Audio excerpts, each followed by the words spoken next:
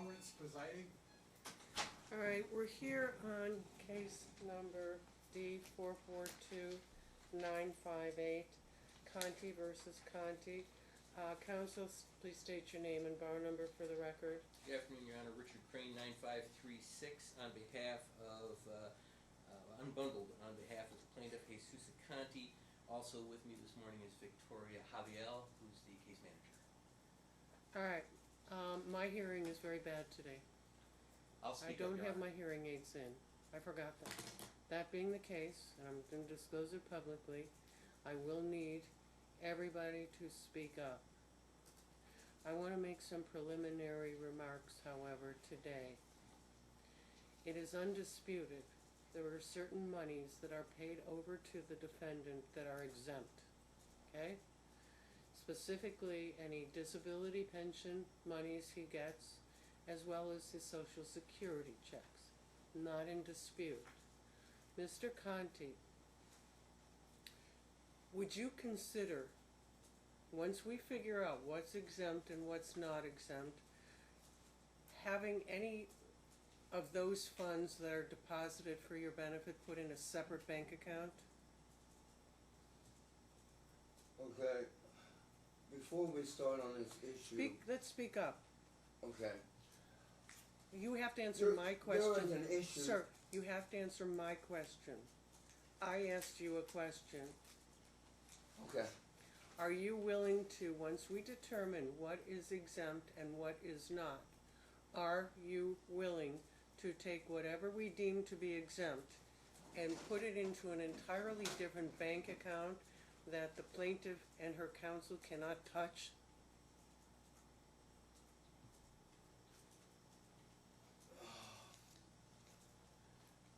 Your Honor, I submitted a document. It came from Mr. VA. Conte, would you answer my question? Okay. Could you reword that question again? There are certain monies that you receive from the government, right? Those monies are either from Social Security or your disability pension from the military, correct? Well, Your Honor... It's a yes or no, Mr. Conte. Everything that I get from the government is exempt. No, it is not. Now, I'm going to go back to my original question. Are you willing to open up a new bank account and have any exempt funds put in the bank account once we determine what's exempt? It's going to save future litigation. I can do that. What? I can put it in a new bank Okay, account. because I'm going to direct you, once we've finished today, that by tomorrow or Monday, I want you to have a separate bank account, and I want you to direct that any monies that I tell you are exempt go into a separate account that the plaintiff cannot touch. Okay? That would have resolved a lot of the problem that is caused today. Okay. If you had had that in a separate account. Then, but today is when we determine what is exempt and what's not. For example, an income tax refund is not exempt. It can be attached. In fact, the district attorney's office attaches income tax refunds all the time. Okay? I don't have that money anymore. Okay, but what I'm suggesting to you is I will be making a determination which monies you should put in an account that the plaintiff can't touch. Okay? But then you'll have to honor that. And the other monies will continue to go into your regular account, and those might be subject to attachment. Do you understand that? Okay. All right? All right. Now, there is also a motion that was filed. It's my understanding that the city of Henderson is holding on to something in the neighborhood of about $16,000, correct? Yes. Okay. We were contacted by the constable and asked what to do with the money. We told him to hold on to it until I make a determination as to whom it should get paid to. Okay? But what I have to determine, and that's where I don't know that you were particularly helpful, Mr. Crane, was the source of the $16,000. That's a big problem because he had commingled the funds, all of the funds in one account. It made it difficult for the court to determine whether or not the monies should be provided to you for the benefit of your client or they should be returned to the defendant. And if you cannot prove by a preponderance of the evidence that all of those monies that are sitting with the constable's office in Henderson, I will be ordering that the entire $16,000 go back to the defendant. Okay? Yes, Your I'm Honor. trying to remedy the situation because there were certain monies that he's absolutely entitled to never have taken away from him. And the two I'm sure about are the disability pension payments and Social Security payments. Those are not attachable. Now, just a minute, sir. My question to you is, because that's about your motion. My question to you is, and then this is what you need to explain to me and to the plaintiff, which other sums that are paid to you are exempt from execution? You gave me your analysis, and I saw it. You filed it. It probably shouldn't have been filed. It probably is more likely an exhibit at the time of trial. But suffice it to say, I did look at it because it was kind of an exhibit to your motion. My question to you is why you're including so many things that are not exempt as exempt. Okay, Your Honor. You stated VA and Social Security was exempt. I'm sorry, what? You stated on the 21st of May, I can't hear you, sir. okay, you stated on the 21st of May of this year that VA and Social Security was exempt. I said disability and Social Security were exempt. Insofar as the disability payments come from the VA, yes. Yeah. Okay. Reference to my military retirement. You have Okay. two military retirements. One's disability and one's not disability. That's my recollection. Well, you have a misunderstanding. Under the Spouse Act that was passed. In sometime- Nevada, I'm very familiar with it. Okay, Title Code 10. It states in there that she is, for alimony purposes, is 50% of disposable or taxable income. And that's what she's being paid right now. Okay, here's the deal. Prior to the passage of that statute, the law was unclear in Nevada whether, what if any use could be made of disability income, okay? Clearly it's not a community asset, and that was clear under federal law and the case law. What was not clear was whether or not the sums received could be used to calculate an amount for alimony. That law was passed by the Nevada legislature a few years ago, designed to make sure that for the purposes of calculating spousal support, that income could not be considered as part of your income for the calculation of alimony. It doesn't apply to child support, but that's not at issue here.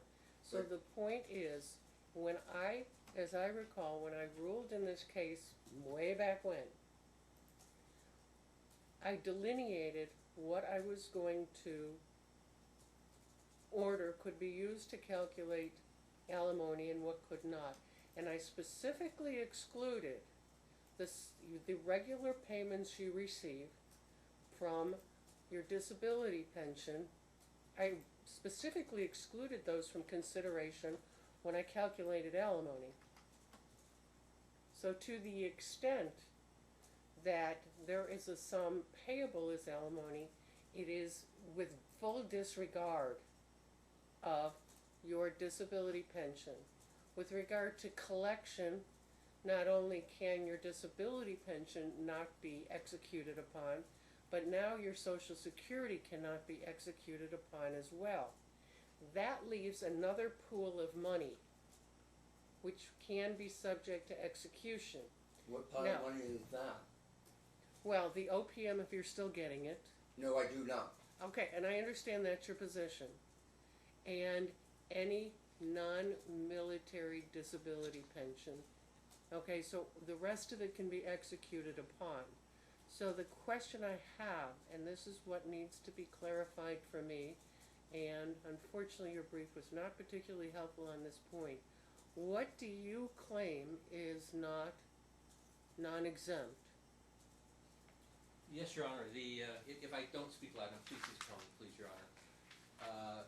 What is not exempt is anything above the amounts of money that you've already identified. Now, with the military, there is $323 every single month that is non-exempt money. That's money that's left over after she receives her 50%. That is non-exempt money. But also, there's a whole bunch of other money that's been deposited into his accounts that we don't know where they come from. We have no idea where they come from. Well, you don't have to know where they come from as long as they're not exempt. It's up to the defendant to prove they're exempt. Anything over and above what's clearly exempt. So I want to take this, and I assume that you were served with this accounting from the defendant? I was, Your Honor. Okay, so let's go to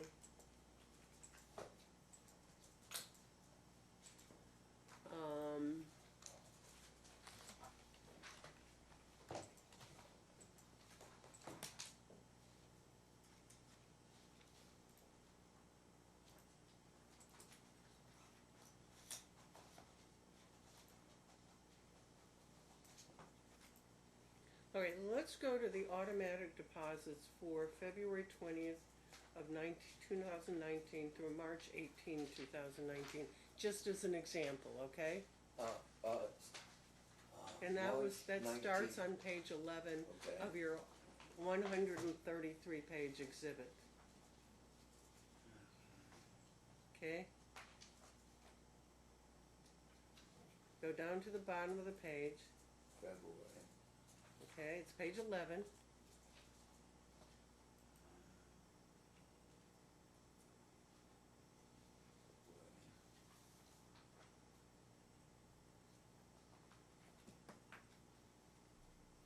Okay.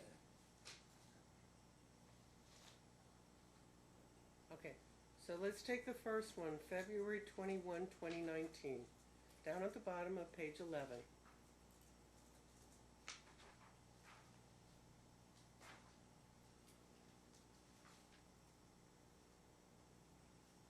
Ma'am, you can't participate. You must stay quiet in my courtroom. Okay? You know where, you see where I am, sir. February 21st, Right. March 18th. No, just go to page 11 of the accounting you filed. Okay. The $3,206 Okay. was for income tax. You said that came from an income tax refund, correct? Yes. That's not exempt. I didn't list it as exempt. It's not exempt. Now Okay. you characterize it exempt, but it's not. Okay. Okay?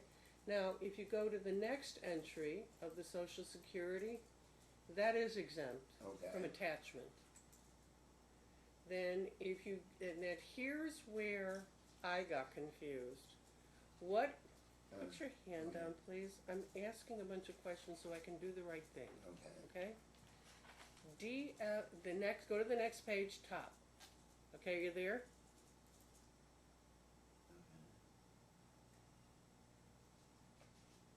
Go to page 12, I'm very looking top of at the page. the direct deposits right now. Okay, March 1 of 2019, DFAS Cleveland. What is that?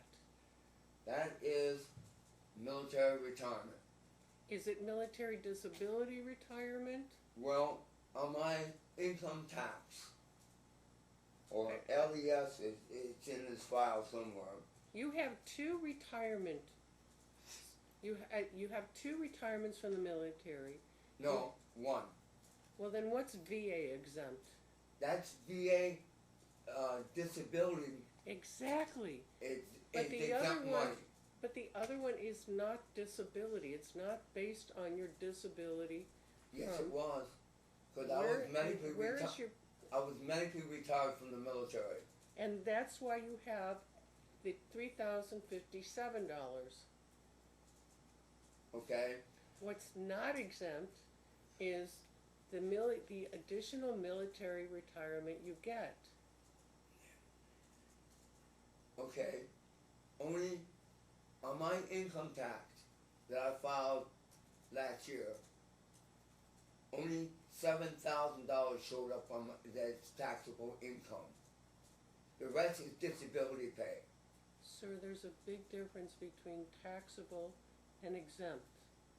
The rest of that money, because I was medically retired from the military I at 100% understand. disabled. I understand, but you're assuming that because something is not subject to income taxation, that it's also exempt from attachment, and those are two concepts that are different. Because the reason why, it's like my Social Security and my VA don't show up on my income tax. 75% of my I know this, sir. I get that part of it. In other words, simply because you're not taxed on certain income doesn't mean it can't be executed upon under federal law. Okay, I'll give you an example. If he files a court order to DFAS Cleveland, okay, to garnish the rest of the disposable income, they're going to disapprove it because they're quoting under Title Code 10, which is federal law, states in there that she's only entitled to 50% of disposable income, and that's what she's receiving. So the rest is exempt from her. It's exempt from taxation. But if they try to garnish the rest All right, of my Mr. military Crane, let me hear retirement, your position on this. Yes, Your Honor. First of all, the 1269 is not a correct number. The correct number is 1592. He took out his former spouse deduction and allotments that He he's what? paying. I'm sorry. He took out other items before he added this number in here. The gross amount that he receives is 1592, not 1269. We can get that actually entered into the record when it becomes necessary. But what he's talking about is he's talking about a payment limitation. DFAS will not pay on a garnishment. That doesn't mean the court can't order it or take money from other sources to get it. DFAS will only pay 50%. Unless there's a child support order, then they can take up to 65%.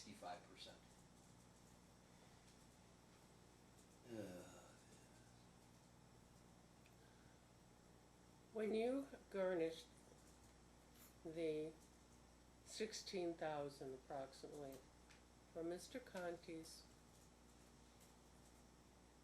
bank account, how did you ensure that none of it was attributable to exempt income? Your Honor, the only way we could tell was to find out, first of all, whether or not he had any exempt income in a bank account. And the only way And we he were able, does, and that's the problem. and he did, and you're correct, Your Honor. And we had to, once we finally got the documents, we had to subpoena the documents because he refused to provide them to us in discovery. He provided nothing in discovery. I think you probably saw that. But we did get the bank records, and when we went through the bank records, we discovered that there is far exceeding the amount of money that you declared was to be exempt. Each and every single month. There was not one month between January of 2018 and May 31st, which is the date range you gave us, not one single month that he didn't have more income than was exempt. So Well, if he's been also working on the side, as I recall. Yeah, Up only until part-time. November of 2018, Your Honor. Up until November of 2018, that's when he, I think it was his last paycheck was October of 2018. How do you demonstrate, Mr. Crane, that of the $16,000 sitting with the constable's office in the city of Henderson, that none of that is exempt? Your Honor, money is fungible. A dollar here, they're exactly the same. So if you take all of the exempt money out of his bank account between those dates, the date range that you gave us, we take out all the exempt money and we say it's all yours, we can't touch it. That was a total of $86,166.65. That's how much was exempt money. Okay. The amount of deposits over that same period of time was $149,482. There's $63,315 that is non-exempt money. There's a $32,000 deposit that's in there that is obviously not exempt. There's a $10,000 No, it's deposit. obviously not exempt. It actually is, Your Honor. It's obviously not. He actually said the $10,000, he doesn't remember where it came from. He has no idea where the $10,000 came from. The $32,000 appears to be a loan, and loans are not exempt. You can take a loan out to pay your alimony. You can take a loan out to pay your child support. He tried to keep that information from us by redacting it on the information that he provided to us in discovery. Sir, there's somebody else's name on your bank account. That's correct? my daughter's. Oh, that's your daughter. Okay. Are any of the monies that are coming into that account coming from or on behalf of your daughter? I don't know. I haven't talked to her in 2 years. So I You don't got know. her. In other words, she has full access to your bank account, but you haven't talked to her in 2 years? We don't talk. Which begs the question of why she's on your bank account. Well, I originally put her on that account in case something happens to me. Okay, fair enough. All right, But, Your Honor, Mr. Crane. There was, I need to inform you, I submitted a document in court, a VA claim dated 1 September 2017, so where VA deposited $77,000 in my account, and that was a back on my claim. And Mr. Crane excluded that number. He Okay. identified that as specifically exempt. Okay, I got a question to ask Mr. Crane. It's a simple math problem. If I have non-exempt money and exempt money going into the same account, okay? If I take out $200, can you tell me what part of money that came out of? No, you cannot. Mr.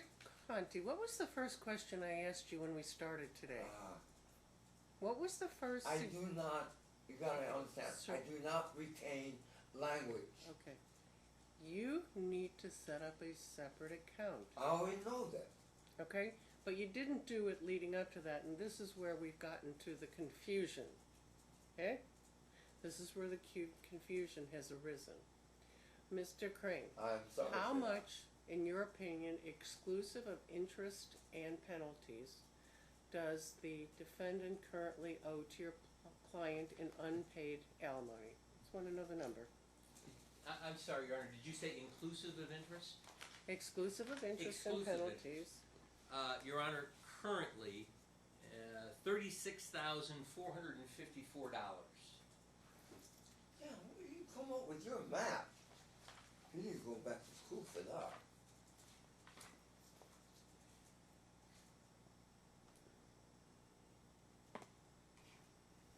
And according to the records that you have subpoenaed from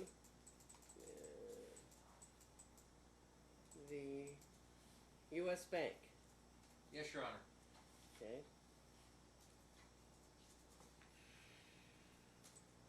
How much is currently in the defendant's bank account?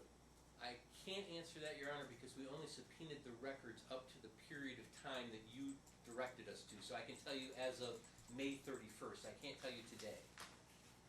Because we only have records up to May 31st. but I can give you that number. That doesn't help me, but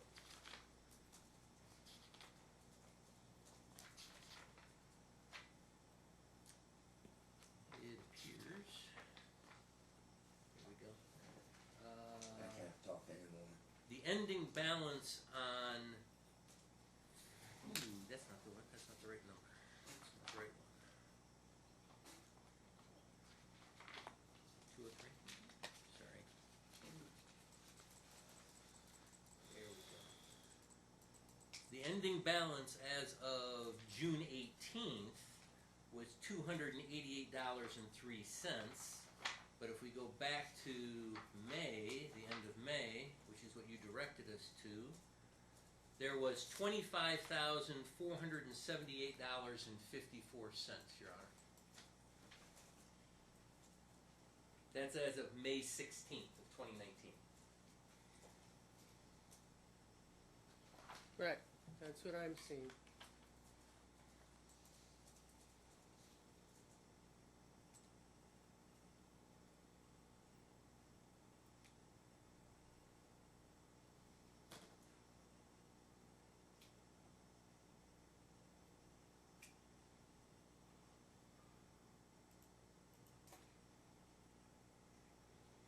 So as I'm looking, the sum that is sitting with the constable is $16,414.33.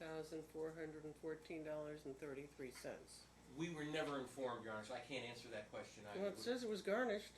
That's the only thing I can go by is that, but we have no confirmation of the amount of money that currently is held by the constable, because they never told us. Your Honor, I did submit a bank statement showing what $16,414.33 plus $100 in legal fees that was taken out of my bank account on the 23rd of May.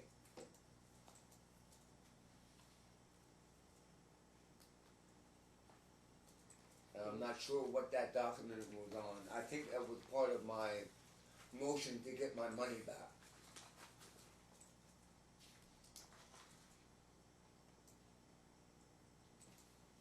We do see that on bait stamp 204, Your Honor, if you're looking at the bait stamps at all.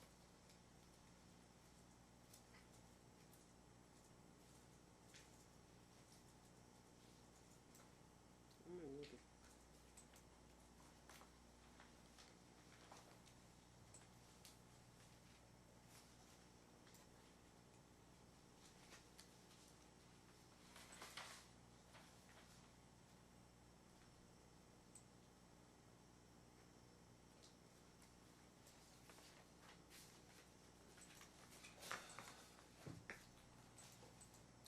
I don't think my bank records are complete because it appears I knew you were gonna ask about that.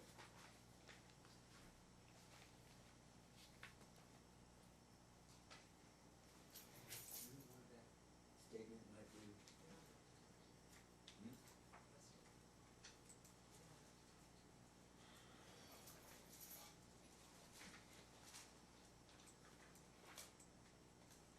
I don't see a garnishment from the in the April.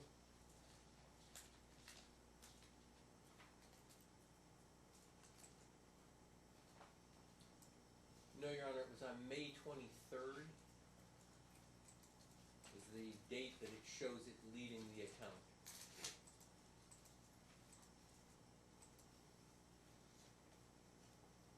Yeah, it was taken out on the 23rd of May.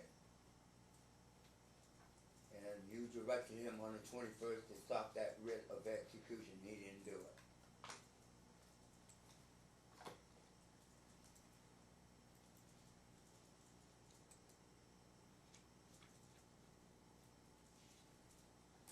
Well, I want to tell you what my inclination is to do here. But this requires cooperation by everybody. Mr. Conte needs to open up a second bank account and direct that his Social Security and his VA go into there. Okay? The remaining deposits will stay in the current account, and those will be subject to garnishment. Okay? If you are willing to do that, Mr. Conte, Are you willing to do that?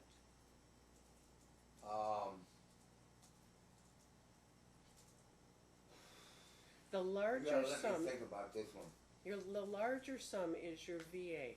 That's the larger sum of money that you Yeah. get, okay? And then you add another $1,200 or so to that, and that is your money. Can't be attached, can't be touched. Understand that? There is a bank account where I will permit a garnishment that is everything else. If you're willing to do that, I will direct the constable to give you the 16,000, and then we can start with less confusion. I already started that, Your Honor. The lady can verify that I did start opening up another bank account. Okay, you got it? And I did change my direct deposit. I just there's only two I'm going to permit you to change, and that is your VA and your Social Security. So that's a bank account that Mr. Crane and the plaintiff know they can't touch. Okay. Right, Mr. Crane? We never intended to take that, Your Honor. Okay. However, subject to the laws on garnishment, this account will continue to be garnished until the arrears are paid off. Okay, Your Honor. I've asked She you. already is getting the back pay from OPM. That's the reason why I get nothing from OPM. I understand that. So he's trying to collect twice. Well, he's not even going to collect twice because the OPM is no longer available, and that's clear from the record. So my question to you, Mr. Crane, if once the defendant opens up that separate account, directs his Social Security and his VA disability to go into that separate account, I will permit you to complete the garnishment of monies owed only as to the principal balance. If you aren't able to collect, you can come back and ask for me to assess interest and penalties, but that would mean you have to allow him to get the 16,000. You have to agree to that. It will create no more confusion.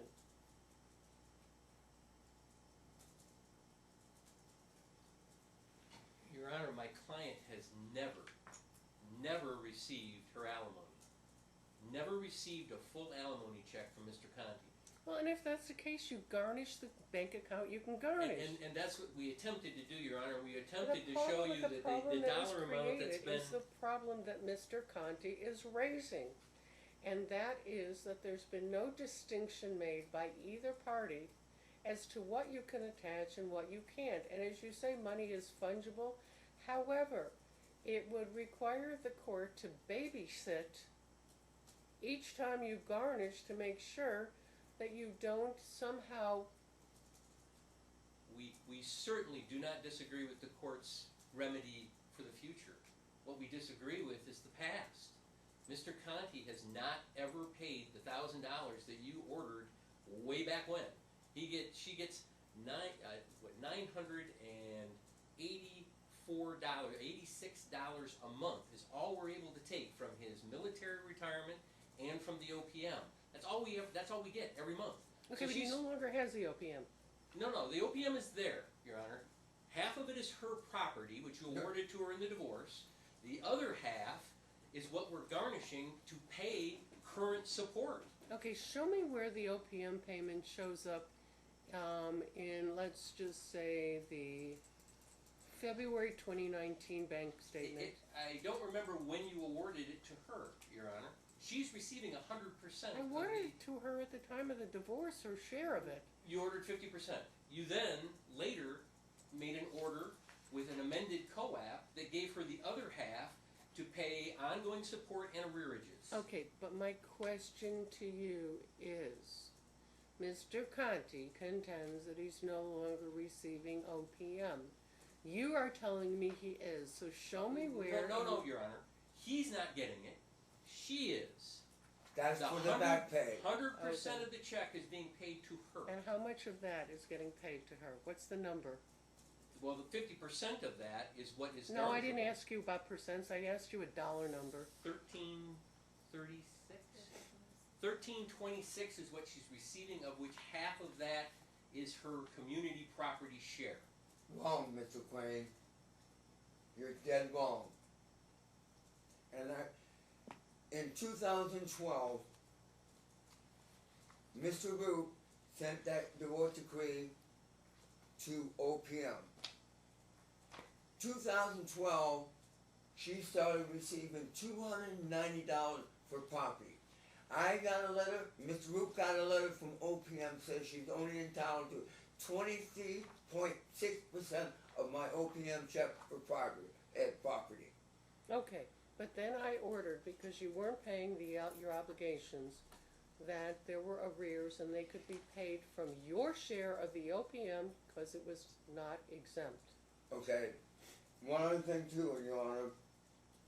She, all these years, she had not provided no information where to send the check to or what. None. She refused to talk to me. So this trouble is on her. She never provided no information, address, or bank account where to deposit the money to. Have you asked for it? She never did. No, you haven't. She refused to do it.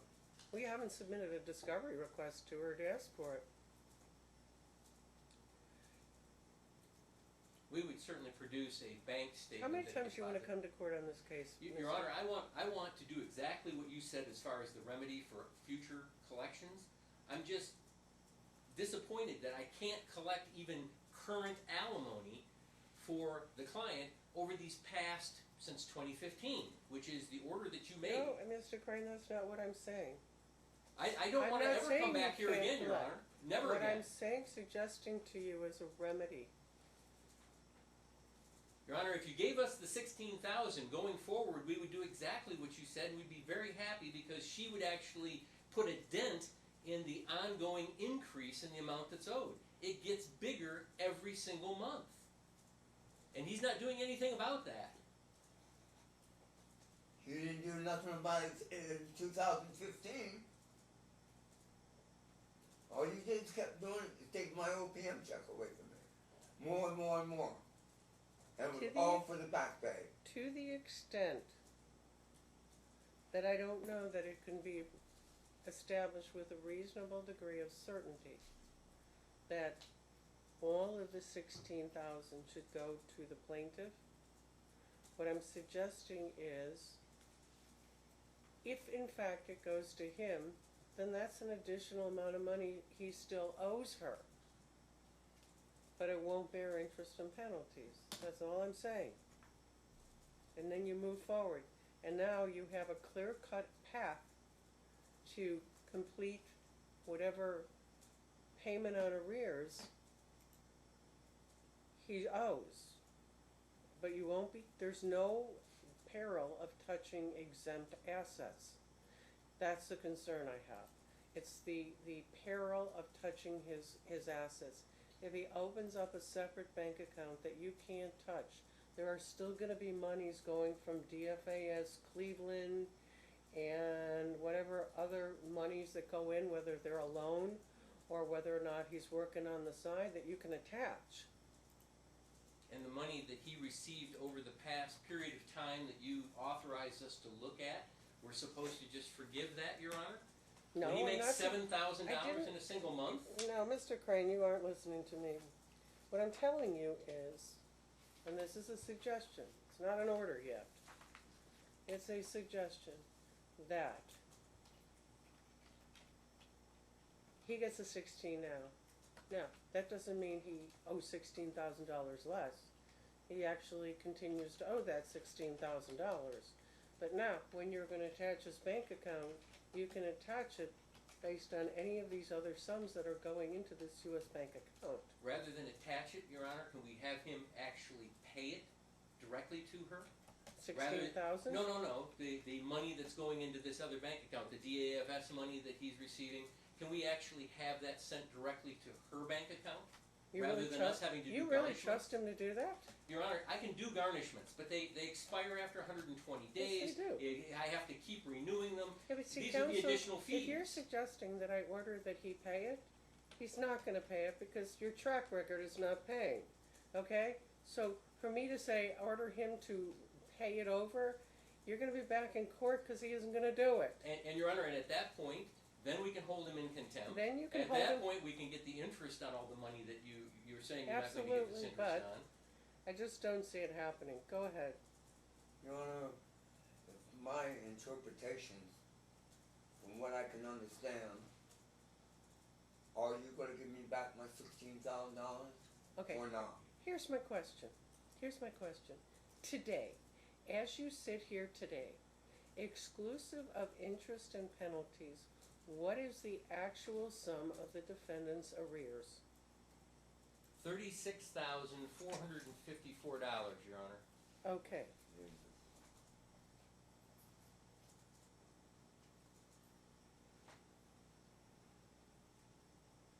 If, in addition to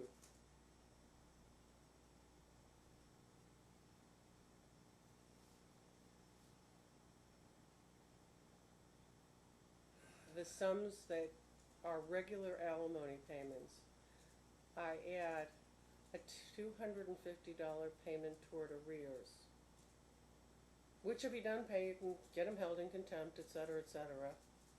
Would you agree that he can get the 16 back? Your Honor, two questions. One is he going to start paying the $1,000 first, because he hasn't been doing that? Well, I said Plus the $250. right. It would be so that's $1,250. the first thing. And the second thing is the $20,000 in attorney's fees that she's expended chasing after him up to today. And that's not even up to today. That's up to yesterday. We had to go to 2 discovery hearings. He didn't answer the request for admissions. He's admitted, and they were deemed admitted, that he had no case. He produced no pretrial memo as you ordered him to do. You said that there would be financial sanctions if they didn't file a pretrial memo. He didn't file a pretrial memo. He didn't do anything. Well, Mr. Conte, what's your response to that? Okay, on the discovery, I informed him that I did not understand some of the questions on the discovery. No, you just didn't answer them. So what I did, we went to a court, in Court 12, the judge gave me an extension. I went out to Nels Air Force Base with all my stuff, and they helped me fill it out. And they wrote down exactly what had to be typed up, and I had someone type it up and produce the complete the discovery. Because we went to a motion hearing, I can't remember what day, where the judge, I explained to the judge I did not understand the questions that he was asking, okay? The judge gave me an extension. I went out to Nels Air Base with the complete discovery packet, and they helped me fill it out. And that's what I did, and then I had someone type it up. You mean the empty chair over there? Huh? You mean the empty chair over there?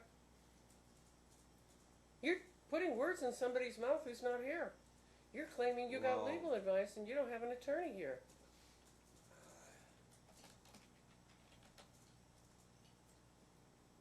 But that's what happened on the discovery.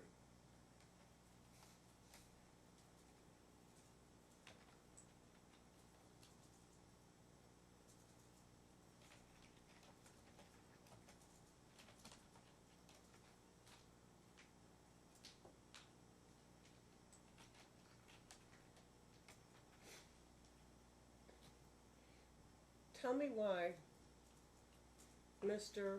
Crane is wrong about the $36,000. And I'll put you under oath. Let's go ahead and swear in the defendant. Every time I'm turning around, the I figure have to keeps going swear up. you in, sir. I don't understand the question. Stand up. You do solemnly swear the testimony you're about to give in this action should be the truth, the whole truth, and nothing but the truth, so help you God? To the best of my knowledge. Mr. Conte, tell me why I should not reduce to judgment, collectible by all lawful means, the sum of $36,464. $54, Your Honor. We don't want to make $54. 54, yes, Your Honor. Let me try to think this one and put an answer for you. It seems like every time I come to this court, that figure, it went to 16, went to 29, now it's gone from 24 to 36,000. When's Yeah, it gonna because you haven't been stop? paying at all. That's how it happens. It keeps going up. And she's already getting paid the $29,000 You aren't through paying the OPM. alimony you're obligated to pay, sir. Yeah, I can't live and pay my damn bills. Otherwise, I'll be out in the streets living. Right. I'm going to order the following. I'm going to order that the current arrears of $36,454 and whatever cents it is, plus interest only, is reduced to judgment, collectible by all lawful means. I'm further ordering that the $16,600, whatever that number is to be provided directly back to the defendant. If the defendant does not open up a separate bank account in which these sums are kept segregated, the VA disability and the Social Security, I will order that Mr. Conte's bank account up in excess of the sum of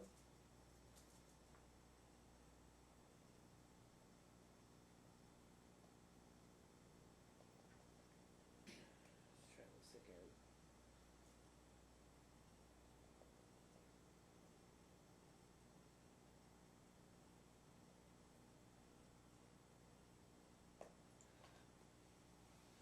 Any sum in excess of $4,276.13 are subject to attachment. I'll further order that the defendant is to start paying the alimony that was required under the decree of divorce, and add an additional $250 toward the payment of those arrears. So long as he continues to make those payments, I'm limiting garnishment from his account to a sum no greater than $3,500 every month.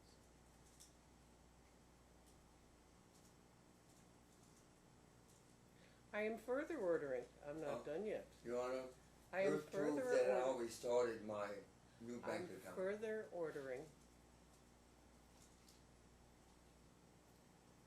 that the defendant is on a monthly basis until the arrears are paid in full, is to provide the plaintiff through her counsel with a copy of his bank statement for this particular account number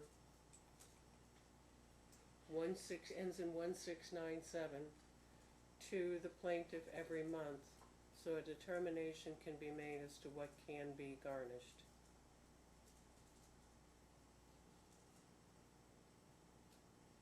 And by the way, the 16,000 might get regarnished. Say again? You're going to get it, but I can't guarantee what Mr. Crane and his law firm is going to do once it's back in your bank account.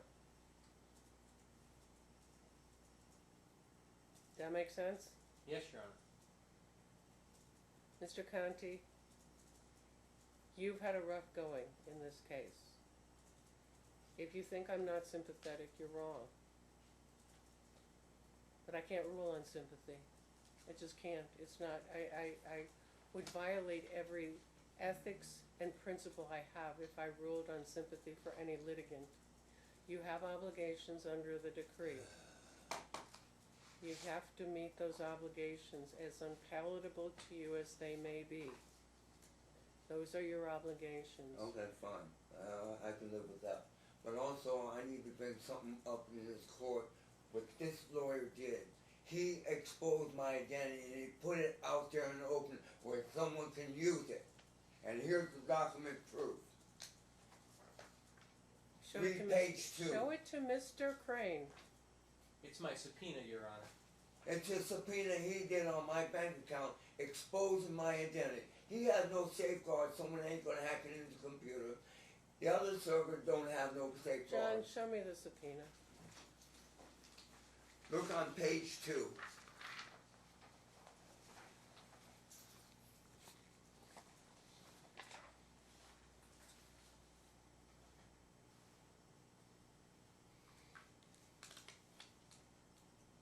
It's required.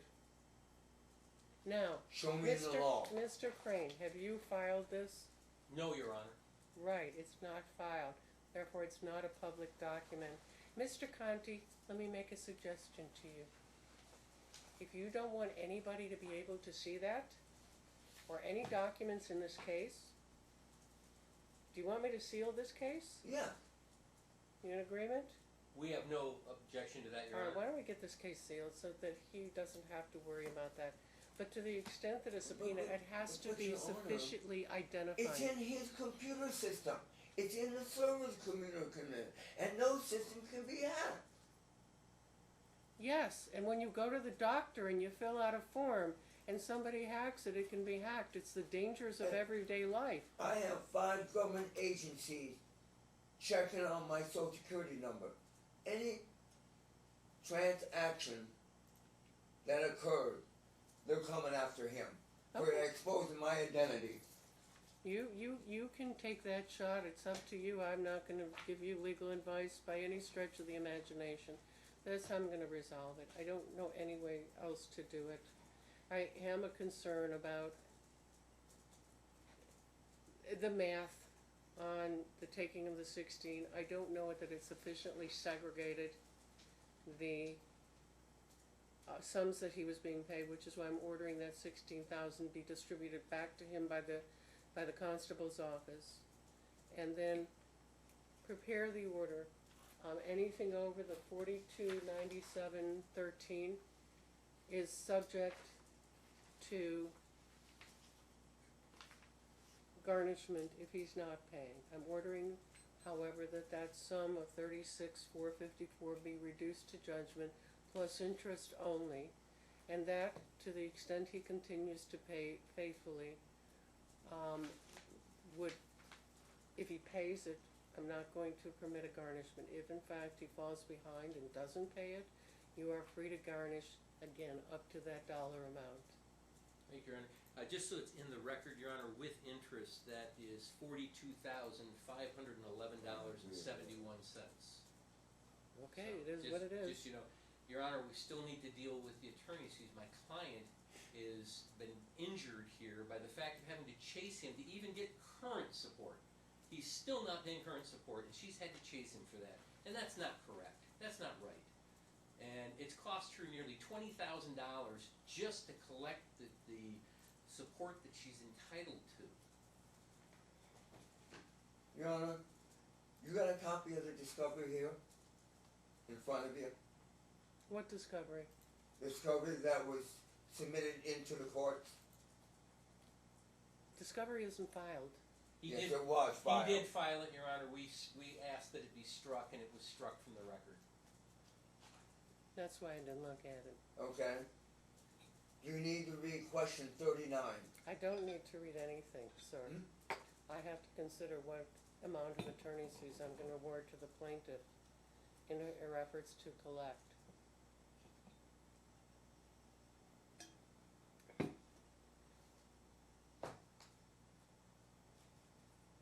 I'm gonna order you to submit a memorandum of fees and costs and a Brunzel analysis, and I will make a determination thereafter. Thank you, Your Honor. You have a week to submit it. A week to submit the You should submit your memorandum of fees and costs. Mr. Conte will have a week after that to object, in writing, filed with the court and courtesy copy delivered to me, and then I will make a decision, within the next week or so thereafter Thank you, on Your the Honor. fees. Your Honor, can I do the separate court order returning my money back to me? I'm ordering Mr. Crane to prepare it. He'll sit on it for a month. You know what? He's got a Mr. nasty Conte, habit of doing that. You know what, Mr. Conte, you'll be responsible for preparing that portion of the order, okay? Can I ask permission from the judge, from you, for us to do the court order so I can get my money back from Henderson? It's a Mr. separate court Conte, order. Let me try to state this again. Mr. Crane's going to prepare the order, with the exception of the order that the fees be returned, that the 16,000 and change be returned to you. You're going to prepare that order. Okay, Okay, that's what I said. okay. I misunderstood you. Your Honor, one more question. What about the $100 legal fee they took out of my bank account because of that? That's actually not, they didn't take it. That's actually, I think the bank took it. Yeah, But the bank took it. He didn't take it. She Okay. didn't take it. The bank took it. Every time there's a garnishment and a bank has to process a garnishment, they charge a fee to do so. It is what it is. That's between you and the bank. okay. One other question I have for Your Honor is, since I'm gonna do the separate court order to return my money back to me, I'll have it into the court tomorrow for your Oh, I signature. won't be signing it for another week and a half. Huh? I won't be signing it for a week and a half. Okay, can you give me a date when to turn it in? Submit it to me on October 10th. Okay. I don't know if I might be in the hospital. I That's hope it. not.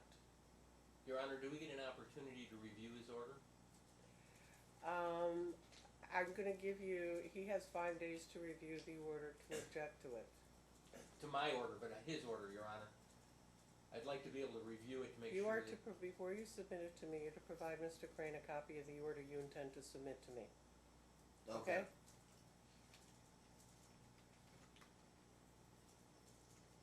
Okay. We are done. Everybody can take their exhibit books back.